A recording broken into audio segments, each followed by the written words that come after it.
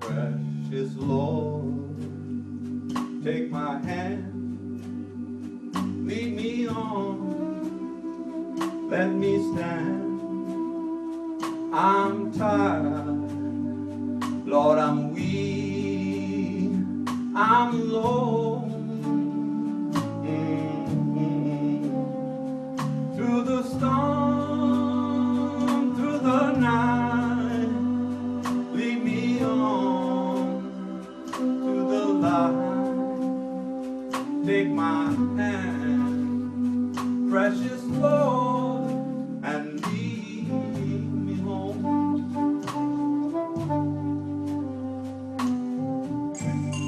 When my way grows dreary, precious Lord, linger near.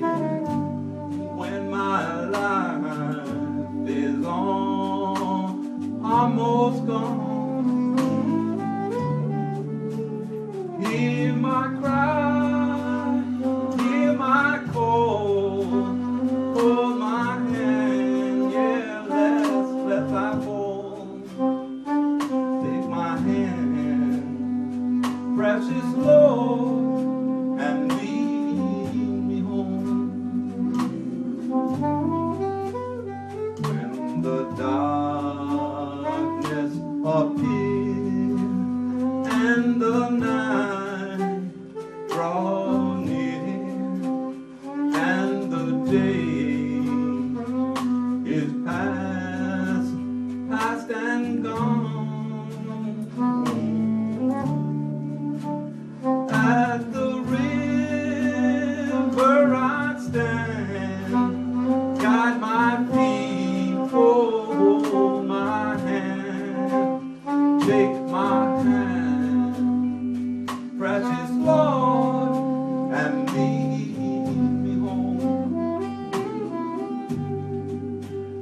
Precious Lord, take my hand, lead me on, let me stand. Lord, I'm tired and I'm weak. Lord, I'm old. Through the storm, through the night, lead me on to the light. Take my hand, precious Lord, and lead me home.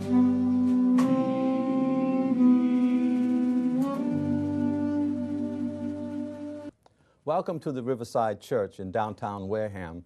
This is Reverend Dr. Gomes, inviting you to listen in to a new series that we entitle The Life of Moses, The Life of Moses. We're going to examine Moses from his very birth until he meets God on Mount Sinai. Well, I hope that you enjoy this series. This morning, this study, for many of the older generation, I think the mere mention of Moses brings to mind the picture of Cecil D. DeMille's production of the Ten Commandments. And in this picture, Moses is strong, he's handsome, and he's wise. Today on network television, there is a series called The Bible. I think this production is probably closer to the truth. It has its great points, its large audience is phenomenal. So this preacher is going to go, I'm not trying to compete with Hollywood and their great producers, directors, and production the Ten Commandments. I'm simply going to look at a familiar passage and see if we can draw some spiritual lessons to help us along life's way. The first reading today is from Exodus chapter 1. And this will be a cursory reading some of the verses, some of the highlights in each verse, not the total paragraph. Exodus chapter 1 and verse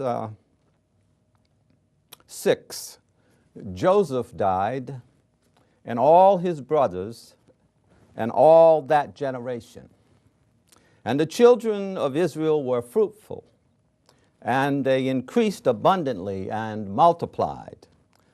And they waxed exceedingly mighty, and the land was filled with them.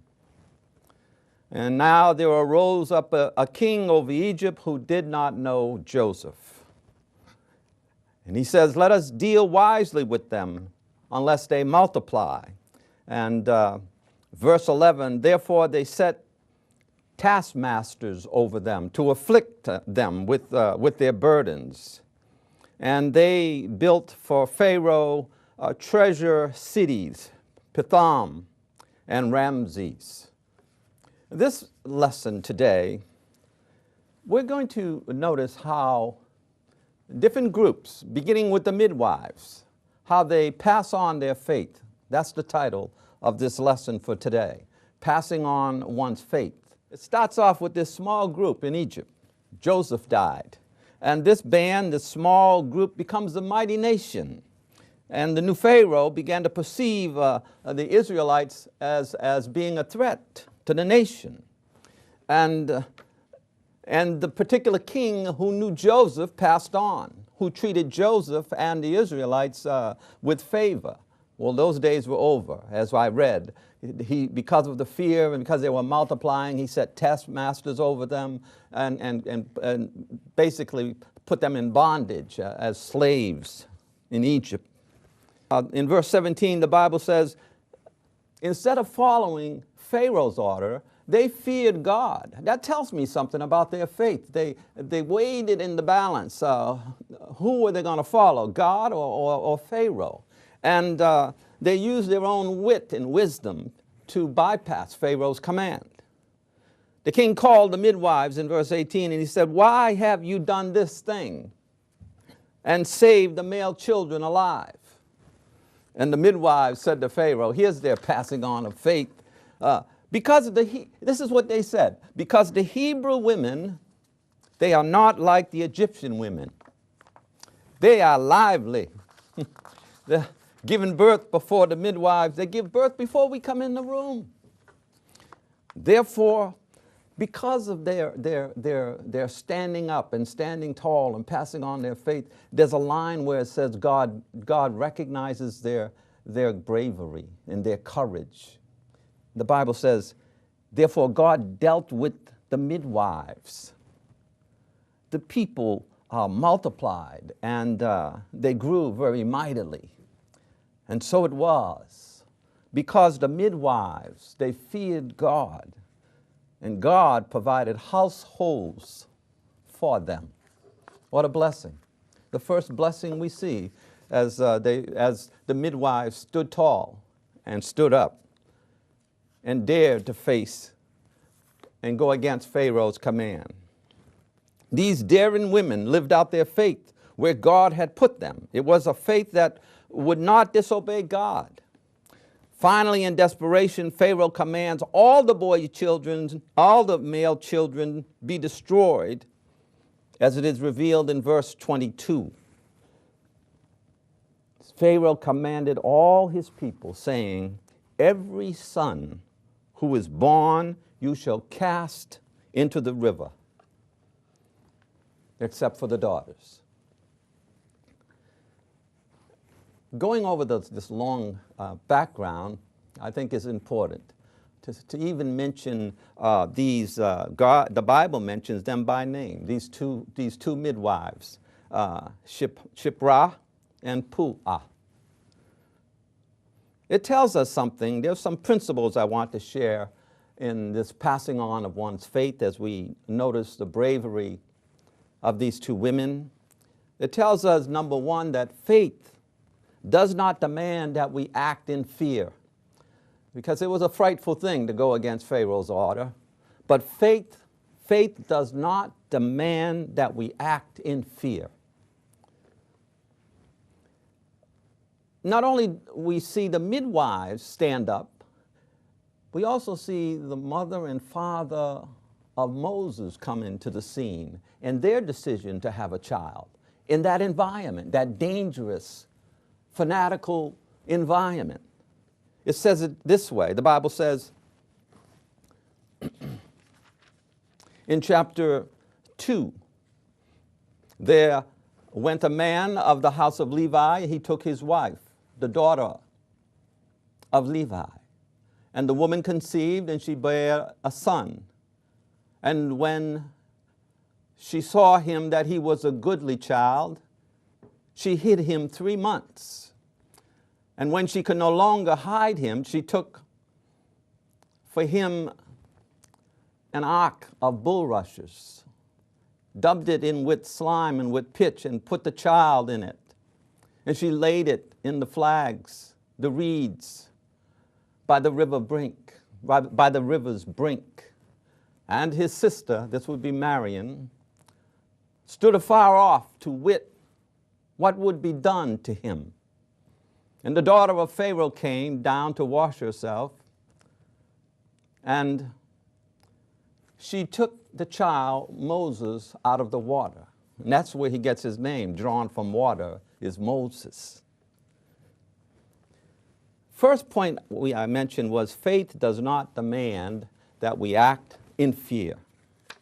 During this time in Egypt, a child is born to a godly couple, which I just read to you, of the tribe of Levi.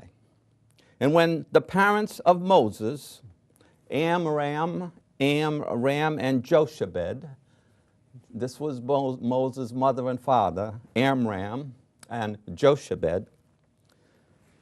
When the parents looked at this child and they saw that he was beautiful, I like what the New Testament mentions about this act. In the book of Hebrews, in the New Testament, chapter 11 and verse 23, it mentions this idea. I'm talking about passing on one's faith. And the second word in the book of Hebrews, in chapter 11, it says, by faith, Moses, when he was born, was hidden 3 months by his mother and father, because they saw he was a beautiful child, and they were not afraid of the king's command. Isn't that some good news? This verse in Hebrews 11 indicates that that Moses' parents, Amram and Jochebed, they had a deep and abiding faith in God. This verse says that they hid their child because they were not afraid of the king's command. The point is that it is faith that produces the courage to defy the king, both what we see in the midwives and we see with Moses' mother and father. Somewhere I heard to walk by faith does not mean that we stop thinking. Faith does not demand that we act in fear, is my point. And the second point that I want to bring out today is that faith does not mean that we go along life without having a plan. Faith does not mean that we do not have to plan. As Christians, we have to plan. The mother and father of Moses had a plan. They had to hide him. They knew that. It was by faith that they did this. And they had a plan, and it wasn't just put him in the river and let him go. I think there's much more to that. You know, you may be like myself. You envision Jochebed making her way down to the river and thrusting the basket in the river and walking away. But that doesn't happen that way because of faith. Faith demands that we have a plan. She laid him in the riverbank. In other words, she positioned him in the right way. She put the basket in a place where she knew right down the stream was the princess. She knew that.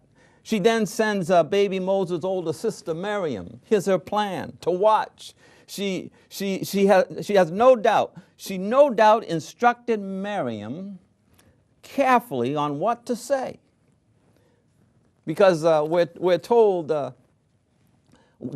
when the daughter of Pharaoh came to the river and her maidens walked along the riverside, and when she opened up the basket, she saw the child, and the baby Moses wept.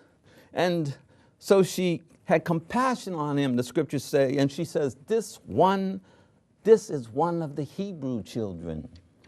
Then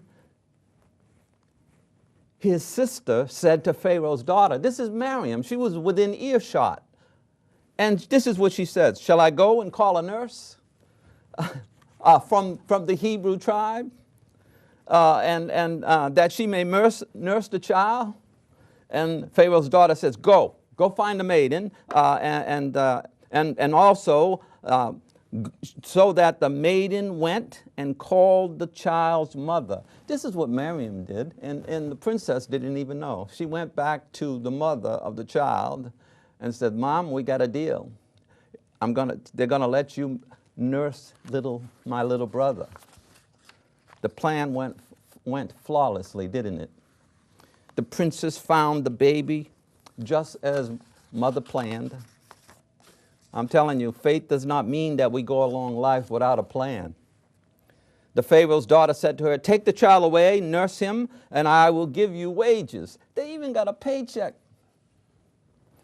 So the woman took the child, this would be Jochebed, and she nursed her child. The princess, without realizing it, hired the baby's own mother to nurse and raise him. Jochebed not only got her child back, she got the protection of Pharaoh's daughter, and she got a salary. This cannot be anything but the hand of God. This did not happen by accident. It happened because of the planning and the faith that Jochebed had with Amram. Jochebed had Moses under her care until she weaned him, and beyond while he was growing. However long this might have been, it must have been long enough for Moses' mother to pass on the faith. How would Jochebed pass on the faith? Singing songs to him, telling stories to him. His father could put him on his knees and let him know about Abraham and Isaac and Jacob. Let him know about Joseph, how they got into Egypt in the first place. They had their Bible school training, I'm sure, up to a point. It's amazing what a 4-year-old can learn, what a 3-year-old could learn, just by singing a song. There's another principle. Passing on the faith I'm talking about does not happen by accident. It does not. I said, first of all, it does not happen, passing on the faith does not demand that we act in fear. I said, passing on the faith does not mean that we do not have a plan. And number 3, passing on one's heritage. It doesn't happen by accident. She had time. What would you do if you knew that everything that your child might know about God, the child would learn from you? What would you do? She only had a window of time to explain his spiritual heritage. What if you didn't have much time to accomplish this? Passing on the heritage. What would you do? What would you tell your child about? There is a passage in Deuteronomy, this is much later than this moment that I'm talking about, but there was a tradition of passing on one's faith so that from childhood to adulthood. The passage says, you shall teach them diligently to your children. In Deuteronomy chapter 6 and 7, teach with the faith. You shall teach. This is an obligation and a duty, responsibility of parenting. When we raise a child, if we're blessed and we're able to afford to put them in the best school and get the best education and the best nursery and the best daycare. If we're blessed to do that, we put out all that we can. But here, there's an element that is still important, to teach the faith diligently to your children and talk to them when you sit in the house and Talk to them when you walk by the way, and talk to them when you lie down, and talk to them when they rise up. You see, Deuteronomy is a phenomenal passage of teaching the children their heritage, their spiritual heritage. How do you pass on your faith to your children? It's important, and it's never too late. The words of Proverbs 22:6 offers instructions to train up your child the way he should go or the way she should go. And when they're old, they will not depart from it. But what do these words mean? What do they really mean? The first word is to train, in the brief time Jochebed had with Moses, she created in him a desire for the things of God that probably he never got over. Maybe he didn't understand it and comprehend it all, take it all in, but she planted it in his DNA. Family stories. She didn't have a Bible, but she had biblical stories. They were in the air. They were told verbally, passionately. As I said before, of Abraham and of Isaac and of Jacob and stories of Joseph. We have little time with our children, especially when they're young. They need to hear positive stories about their heritage, their own heritage, about their own family stories, about stories of how they came, how our grandparents and great-grandparents, how they came on before us. For some, they worked in the fields, some worked in the farms, some in factories. Some had little or nothing on their backs. Yet they trusted in God. In all of that, the story of God has to be told. The Hebrew people used to say, "What is faith anyways?" And they would say, "You want to know what faith is? Look at Abraham." What am I saying here? We are blessed if we can say, without all the knowledge or theology or background in biblical studies, sometimes we're blessed when we can say, when our children want to know what faith is, some of us could say, look to grandmother. You want to know what faith is. Or look to my grandfather if you want to know what faith is all about. See, most of all the stories like Joseph, they were pioneers. They rose to the top with nothing but a dream, trusting in God. And sometimes we're blessed to see that in our own family heritage. Stories like the midwives who trusted God more than Pharaoh. Stories like Moses' parents, Amram, Jochebed, who worked hard, who married in harsh times, and yet they raised this child for a better tomorrow in the nightmare that he was born in. These principles that I mentioned, faith does not demand that we act in fear. Just remember the story of those midwives. Go back there and read it for yourself. Faith does not mean that we have no plan. It is a wonderful plan that Jochebed had. And look at Miriam, the knowledge, the experience that she's learning firsthand, how to save her brother. And God gifting her to have words to speak to the princess of Egypt. And how she was rewarded to bring her baby brother back to her mother. Only God can do things like that, huh? But it was all built. Faith does not mean that we do not have a plan. And the third principle that I've talked about today is passing on a heritage of faith. It does not happen by accident. It takes a lot of work. It doesn't happen by accident. I love the story Jesus tells in the Gospel of Luke. It's a story about family, but it's a story, and that's how stories get passed on. Stories are remembered, whether they're in parables, something short, like we read in Proverbs, train up a child the way he should go, and even when he's old, he'll not depart from it. I can remember pastoring in a church in Massachusetts, and there was this 55-year-old man. He was in and out of troubles, up and down, having all kinds of challenges and difficulties with drugs and with alcohol. But he kept trying to come to church, and I was asking him, what is it that's driving you? He says, it's because of my grandmother. It's why I'm here, Reverend Gomes. It's because of what she taught me long time ago. You see, this is the idea. When you train them when they're young, they won't depart. And even if they depart, they'll come on back. The story of Jesus that is so well known. It's about passing on one's faith. Even when it's lost, it's there, it's planted, it comes back. The parable illustrates God's favor toward those who rebel and return.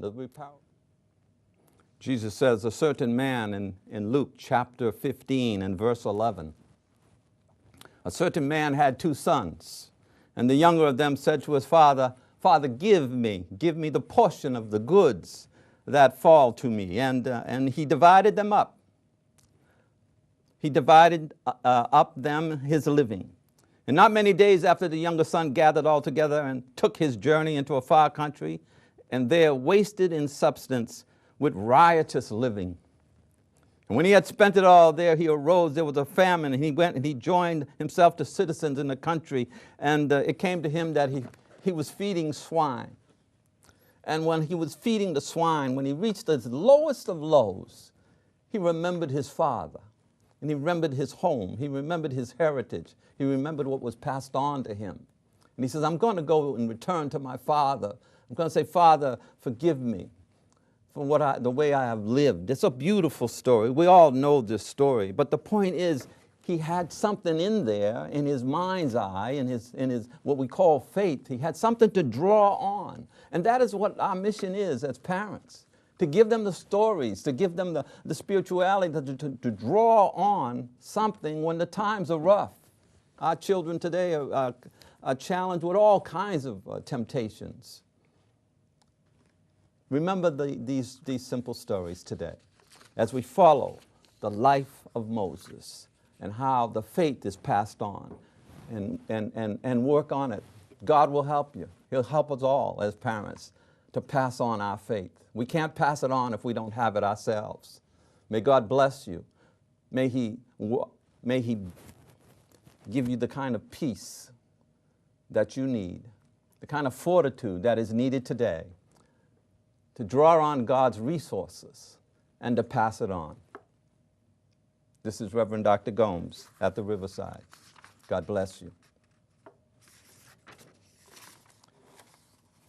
The Lord.